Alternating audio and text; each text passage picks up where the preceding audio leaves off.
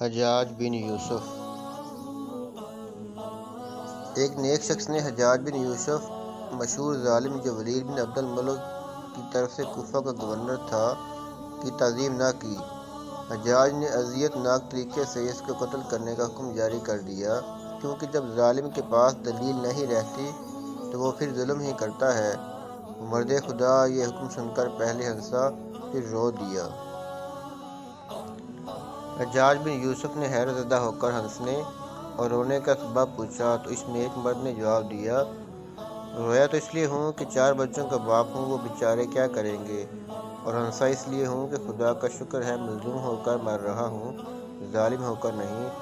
درباریوں نے اس کی جان بخشی کی درخواستیں کیں کہ معصوم بچوں کی بد دعاؤں سے ڈر، مگر اس نے ایک نہ سنی اور قتل کروا دیا۔ ایک بزرگ نے اس مقتول کو خواب میں دیکھا اور حال پوچھا تو اس نے جواب دیا کہ حجاج کا ظلم تو میرے اوپر 1 منٹ کے لیے تھا، مگر میرے قتل کا گناہ ساری عمر اس کے سر رہے گا اور اس کی سزا خالدین فیہا ابدا ہوگی۔